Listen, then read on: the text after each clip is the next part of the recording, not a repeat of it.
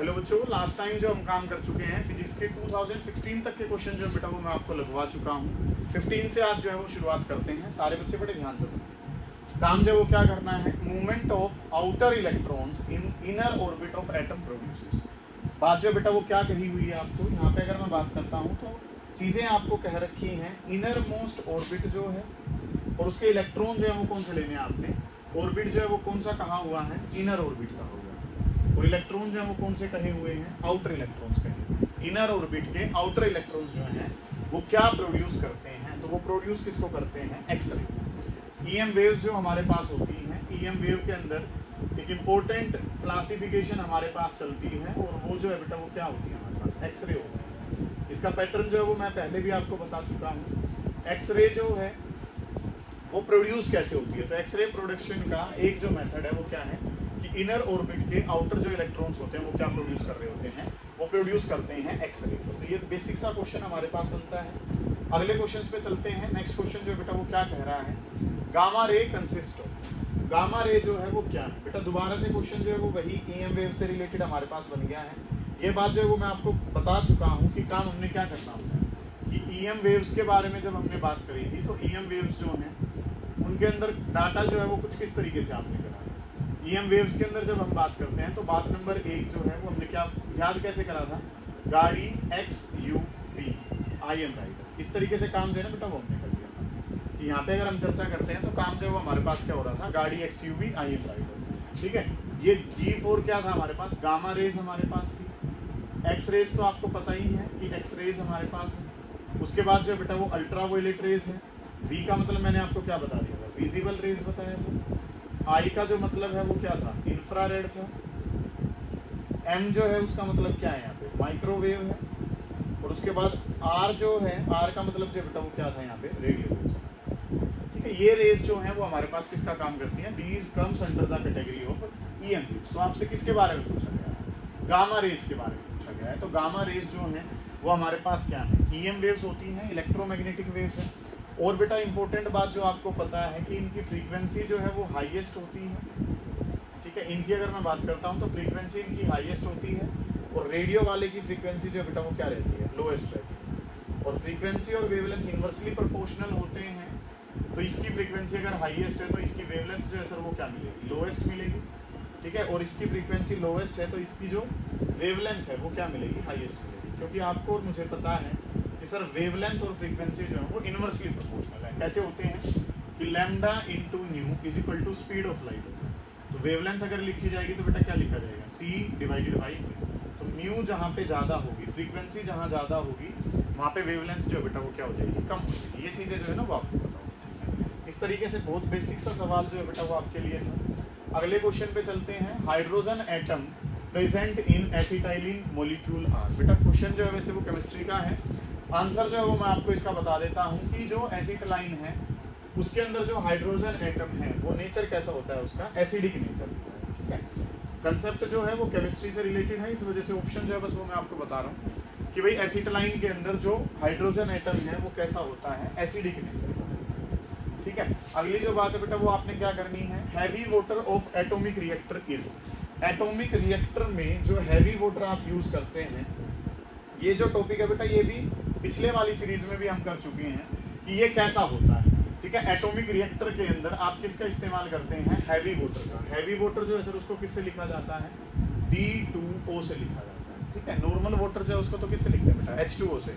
Heavy वाला water अगर available है तो हैवी वाले वाटर को किससे लिखा जाता है, D2O से। और वो होता क्या है, वो ऑक्साइड है, heavier isotope of hydrogen. Hydrogen के हैवियर आइसोटोप का ऑक्साइड जो है, ठीक है, हाइड्रोजन वाला तो क्या बना देता है, नॉर्मल वाटर बनाता है, H2O बनाता है। उसका हैवियर आइसोटोप लिया तो काम जो है वो क्या बन जाता है हमारे पास, हैवी वाटर बन जाता है। ऑक्साइड का मतलब उसके पीछे क्या लगा हुआ है, ऑक्सीजन लगा हुआ है। ठीक है, ये काम जो है वो आपने करना है। नेक्स्ट अगर मैं बात करता हूँ बेटा, अगला जो क्वेश्चन है वो हमें क्या कह रखा है, सुनिए। In a radioactive decay of nucleus. Nucleus का जब रेडियो एक्टिव डिके होता है, आपको पता है अलग अलग रेज निकल रही होती हैं, गामा रे, अल्फा रे, बीटा रेज जो निकल रही होती है। ठीक है, तो उसमें जो है क्या हो रहा है, इलेक्ट्रॉन भी निकल रहे होते हैं। बिल्कुल सही बात है, बीटा रे का जो एमिशन था उसमें मैंने आपको बताया था एक तरीके से इलेक्ट्रॉन का एमिशन जो है वो होता है। तो इसमें जो चीज़ें बेटा वो क्या करनी है आपने, अब जो काम है वो आपने क्या करना है, रेडियो एक्टिव डिके जो है वो हो रहा है, रेडियो एक्टिव डिके हो रहा है न्यूक्लियस में। इसमें इलेक्ट्रॉन भी जो है वो निकल रहे हैं। अब न्यूक्लियस में तो इलेक्ट्रॉन होता नहीं है बेटे, कि अगर मैं बात करता हूँ तो आपको जो है वो पता है कि अगर ये न्यूक्लियस है तो न्यूक्लियस के अंदर तो क्या होते हैं, न्यूट्रॉन और प्रोटॉन। अब क्वेश्चन पे ध्यान दें, क्वेश्चन क्या कह रहा है, न्यूक्लियस जो है उसका डिके हुआ और न्यूक्लियस के डिके से क्या बना, इलेक्ट्रॉन जो है ना वो निकल के आ रहा है। क्या इसके अंदर इलेक्ट्रॉन था? नहीं था। इलेक्ट्रॉन नहीं था तो पूरी वो इलेक्ट्रॉन आया कहाँ से? ए ऑप्शन जो है वो क्या कह रखा है, electron are present in the nucleus. बात बिल्कुल गलत है बेटा, इलेक्ट्रॉन न्यूक्लियस में होते ही नहीं। Electron is created at the time of conversion of neutron into proton. ये बात जो है बेटा वो ठीक है कि जब न्यूट्रॉन का कन्वर्जन किस में करवा रहे होते हैं, प्रोटॉन में, उस समय पर क्या पैदा होता है, इलेक्ट्रॉन पैदा होता है। तो ये इलेक्ट्रॉन वहीं से निकल के आ रहा होता है, क्योंकि आपको क्या पता है कन्वर्जन के टाइम पे जो हमारा पॉजिटिव चार्ज निकल के आता है, इसके अंदर तो न्यूट्रल भी है और कौन सा है, पॉजिटिव। तो ये न्यूट्रल वाला जब किस में टूटेगा, पॉजिटिव वाले में आएगा, तो साथ में क्या भी बना रहा होगा, इलेक्ट्रॉन जो है ना वो भी बन रहा होगा। तो जब न्यूट्रॉन का कन्वर्जन प्रोटॉन में होता है उसी टाइम पे क्या पैदा होता है, इलेक्ट्रॉन निकलता है। तो वही इलेक्ट्रॉन जो है वो रेडिएशन के एमिशन के दौरान निकल रहा होगा। ठीक है, तो सेकंड ऑप्शन जो है वो हमारा करेक्ट हो जाएगा कि इलेक्ट्रॉन जो है वो बन रहा होता है जब न्यूट्रॉन प्रोटॉन में कन्वर्ट हो रहा होता है। ठीक है, तो 2015 वाले क्वेश्चन जो बेटा वो हमने लगा लिए हैं। अगली वीडियो में हम 2014 के क्वेश्चन लगा रहे हैं। तो चलिए बच्चों, अब जो क्वेश्चन लगाते हैं 2014 के क्वेश्चन लेकर मैं आपके लिए आया हूँ। सारे बच्चे ध्यान से समझ रहे होंगे काम करना क्या है। कहा क्या हुआ है बेटा, according to principle of energy conservation. Energy conservation principle के अकॉर्डिंग अगर आप बात करें तो क्या कहती है, टोटल एनर्जी जो है वो क्या रहेगी, कांस्टेंट रहेगी। चलो आगे बढ़ते हैं। When a piston in an automobile engine compresses the gas in a cylinder. बेटा काम जो वो क्या कह रखा है, वर्ड जो है ना वो एनर्जी कंजर्वेशन कह रखा है, जिसके अकॉर्डिंग अगर मैं बात करूं तो टोटल एनर्जी क्या रहेगी, कांस्टेंट रहेगी। ठीक है, इसके अकॉर्डिंग अगर हम बात करें तो काम जो है हमारे पास क्या होता है, टोटल एनर्जी जो है वो कंजर्व रहेगी, टोटल एनर्जी जो है वो सेम रहेगी, कांस्टेंट रहेगी। ये बात जो है ना वो आपको पता है। क्वेश्चन क्या कहता है, एक पिस्टन सिलेंडर अरेंजमेंट हमारे पास होती है। ये जो है ये हमारे पास क्या है, सिलेंडर है, इसके अंदर जो बेटा क्या लगा होता है, पिस्टन लगा होता है। जैसे क्या होती है आपकी पिचकारी होती है या इंजेक्शन आप लगा सकते हैं, वो भी किसका काम करती है, पिस्टन सिलेंडर अरेंजमेंट। सिलेंडर जिसके अंदर वो फ्लूइड भरते हैं आप, और जो अगर मैं बात करता हूँ तो पिस्टन जो है वो किसका काम कर रहा है, सिलेंडर जो उसके अंदर तो क्या आ गया, फ्लूइड आ गया है, और ये जो आपके पास हैंडल होता है उसका नाम क्या है, पिस्टन। तो ऑटोमोबाइल इंजन जो है, जो भी आपका व्हीकल है उसका जो इंजन है बेटा वो उसमें भी क्या लगे होते हैं, पिस्टन सिलेंडर अरेंजमेंट होती है।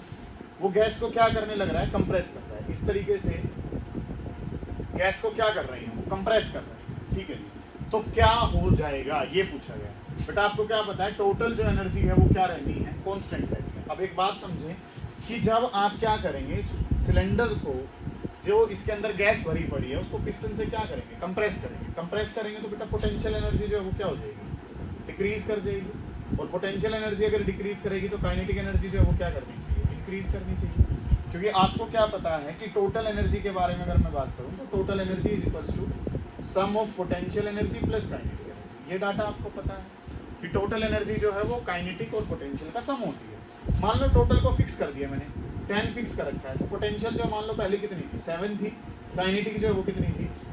अब आपने क्या करा है, पिस्टन को आपने क्या कर दिया, पिस्टन को दबाने की कोशिश करी है, गैस जो है उसको कंप्रेस कर रहे हैं, गैस कंप्रेस कर रहे हैं, तो ये एनर्जी जो है वो क्या कर जाएगी, डिक्रीज। मान लो ये पोटेंशियल जो है वो 7 से कितनी होगी है, 2। तो हमारे पास जो ये काइनेटिक वाली है, ये जो है बेटा सम को सेम रखने के लिए कितनी होती है, 8। इस बात पे अब आपने ध्यान देना है, ये 7 से कितनी हो गई है, 2 हो गई है, डिक्रीज कर गई है। लेकिन ये 3 से क्या हो गई है, 8 हो गई। तो जब आप पिस्टन को क्या करते हैं, आगे लेकर जाते हैं, गैस को कंप्रेस करते हैं, तो गैस के कंप्रेस करने से पोटेंशियल एनर्जी तो क्या हो जाती है, डिक्रीज, और काइनेटिक एनर्जी जो है वो क्या कर जाएगी, इंक्रीज कर जाएगी। तो ऑप्शन क्या हो जाएगा, kinetic energy must increase. Kinetic energy जो है बेटा वो क्या करनी चाहिए, इंक्रीज करनी चाहिए। क्योंकि अगर एक एनर्जी डिक्रीज हो रही है तो दूसरे वाली को बढ़ना पड़ेगा, तभी जाके आपकी जो टोटल एनर्जी है वो क्या हो पाएगी, फिक्स हो पाएगी। अगला जो क्वेश्चन है बेटा उसको पढ़ेंगे ध्यान से। Weight of any object is felt due to gravity of earth. Weight जो है वो किसकी वजह से है, वेट आपको पता है कि वेट जो है सर वो किसकी वजह से होता है, ग्रेविटी की वजह से। वेट का फॉर्मूला भी बेटा आप सभी को पता है कि वेट जो है वो क्या होता है, अगर मैं नॉर्मली बात करूँ तो वेट जो है वो mass multiply by gravity, acceleration due to gravity के मल्टीप्लाई करने से आता है। ऑब्जेक्ट को जब आप कहाँ लेकर जाते हैं, अंदर लेकर जाते हैं। बेटा लास्ट वीडियो में मैंने आपको बताया है, ये जो है ये हमारे पास अर्थ है, ये अर्थ का क्या है, सरफेस है। ये अर्थ का सरफेस है और अर्थ के सरफेस पे जी जो है ना सर वो मैक्सिमम होती है, मतलब मैक्सिमम जो वेट है वो कहाँ मिल सकता है, मैक्सिमम वेट जो है वो सरफेस पे अवेलेबल होता है। आप क्या करते हैं, ऑब्जेक्ट को ऊपर की तरफ ले जाते हैं, सरफेस से ऊपर ले जाते हैं या सरफेस से कहाँ ले जाते हैं, नीचे ले जाते हैं, तो ग्रेविटी की वैल्यू डिक्रीज करती है। हाइट पे भी डिक्रीज करती है और डेप्थ पे भी डिक्रीज करती है। हाइट पे लेकर जाएंगे तो भी ग्रेविटी डिक्रीज करती है, डेप्थ पे लेकर जाते हैं तो भी ग्रेविटी क्या कर जाती है, डिक्रीज कर जाती है। और जैसे ही आप सेंटर पे पहुंचते हैं तो सेंटर पे पहुंचते पहुंचते ग्रेविटी जो है वो किसके बराबर हो जाती है, जीरो के बराबर। सेंटर पे पहुंच के ग्रेविटी क्या हो जाती है, जीरो हो जाती है। ठीक है, तो आपने क्या बताना है, मिनिमम वेट कहाँ पे होगा, तो सर जहाँ पे ग्रेविटी मिनिमम होगी, और ग्रेविटी मिनिमम कहाँ होती है, सेंटर पे। सेंटर पे ग्रेविटी मिनिमम है तो वेट भी जो है बेटा वो किसके बराबर हो जाएगा, m इंटू जी, जी की वैल्यू कितनी है, जीरो, तो वेट भी जो है सर वो किसके बराबर आ जाएगा, जीरो के बराबर। तो सेंटर ऑफ अर्थ पे जो है ग्रेविटी मिनिमम है तो वेट भी क्या हो जाएगा, मिनिमम। ठीक है, ये जो डाटा बेटा वो हमारे पास बन गया। अगला जो काम है वो आपने क्या करना है, नेक्स्ट क्वेश्चन पे चलते हैं। आपने ये फर्स्ट लिस्ट को सेकंड के साथ मैच करना है। यहाँ पे मतलब कि एक जगह जो है आपको डेफिनेशन दे रखी है, दूसरी जगह उस प्रोसेस का नाम दे रखा है, तो इनको जो है वो आपने क्या कर लेना है, मैच करना है। तो काम जो बेटा वो क्या कह रखा है, colour of an opaque object. एक ओपेक ऑब्जेक्ट है, ठीक है, आर पार नहीं देख पा रहे हो, उसका कलर आपको दिखाई पड़ रहा है, किस वजह से, क्योंकि वो जो कलर रिफ्लेक्ट कर रहा है। तो कलर ऑफ जो ओपेक ऑब्जेक्ट है वो किसकी वजह से है, रिफ्लेक्शन की वजह से है। तो इसका जो ऑप्शन है वो क्या करेक्ट हो जाएगा, रिफ्लेक्शन वाला हो जाएगा। क्योंकि अगर मैं बात करता हूँ कोई भी ऑब्जेक्ट है जिसके आर पार आप नहीं देख सकते, नाम क्या कहलाता है, ओपेक ऑब्जेक्ट है। और उस ऑब्जेक्ट का कलर आपको किस वजह से दिख रहा है, वो कलर जो वो रिफ्लेक्ट कर रहा है वही कलर आपको दिखाई पड़ रहा है। कलर ऑब्जर्व्ड थ्रू आ कलर्ड ग्लास, एक कलर्ड ग्लास है, उससे जो कलर आपको दिखाई दे रहा है वो जो है वो उस कलर की वजह से है। एक प्रोसेस जो है बेटा वो कौन सी है, ट्रांसमिशन। क्योंकि आपको क्या पता है, आपने तीन प्रोसेस पढ़ रखे हैं। एक होता है एब्जॉर्प्शन, ठीक है, एब्जॉर्प्शन की वजह से तो आपको कलर दिखाई देगा नहीं क्योंकि वो तो उसने एब्जॉर्ब कर लिया। एक जो बेटा वो क्या होता है, रिफ्लेक्शन होता है। रिफ्लेक्शन का मतलब वहीं से बाहर जो है वो आपको रिफ्लेक्ट आउट कर दिया गया है, ठीक है। और एक जो है वर्ड क्या होता है हमारे पास, ट्रांसमिशन होता है। इनके बारे में अगर मैं बात करता हूँ तो चीजें हमारे पास क्या है, ये तीन प्रोसेस जो है वो क्या होती है। मान लो हीट से रिलेटेड अगर मैं बात करता हूँ तो कोई भी हीट जो है वो डली है तो उसका कुछ हिस्सा जो है बेटा वो तो क्या हो जाएगा, रिफ्लेक्ट हो जाएगा। वापसी जो आपको मिल रहा है वो क्या है, रिफ्लेक्ट हो गया है। कुछ हिस्सा जो है बेटा वो क्या कर लिया जाएगा, एब्जॉर्ब कर लिया जाएगा। ये जो Q का मतलब क्या है, यहाँ पे हीट, R लिखा है तो इसका मतलब क्या है, वहाँ पे R का मतलब है रिफ्लेक्ट हो गई है। कुछ हिस्सा जो है वो एब्जॉर्ब कर लिया गया है और कुछ हिस्सा जो है इसके आर पार निकल जाएगा, जो कि क्या कर दिया गया है, ट्रांसमिट कर दिया गया है, ठीक है। तो ए का ऑप्शन 2, ए का ऑप्शन 2 पे ये दो ऑप्शन है, बी का 3, तो ऑप्शन तो डी करेक्ट, पहले दो से ही हो जाएगा। लेकिन अगले वाले से अगर मैं बात करता हूँ, bending of image of rod partially dipped, बेटा ये तो आपने छोटी क्लासेस में पढ़ा है, रिफ्रैक्शन की वजह से होता है। आपने क्या पढ़ रखा है, पेंसिल जो है वो मुड़ी हुई दिखाई देती है जब आप उसको पानी के अंदर देख रहे होते हो, या सिक्का जो है वो ऊपर उठा हुआ दिखाई देता है, तो वो सब किसकी वजह से है, रिफ्लेक्शन। बिल्कुल ठीक है, फोर्थ ऑप्शन है। और अगला जो ऑप्शन है डी के लिए क्या बच गया है, फर्स्ट ऑप्शन रह गया, shining observed when one steps on an earth bone, ये जो है ये किसकी वजह से, फ्लोरेसेंस की वजह से, ठीक है। तो डी ऑप्शन जो है वो आपका करेक्ट हो जाएगा। हालांकि दो ही ऑप्शन अगर आपको पता होते तो भी काम खत्म होता था आपका, ठीक है। 13 के लिए नेक्स्ट वीडियो लेकर आ रहे हैं बेटा।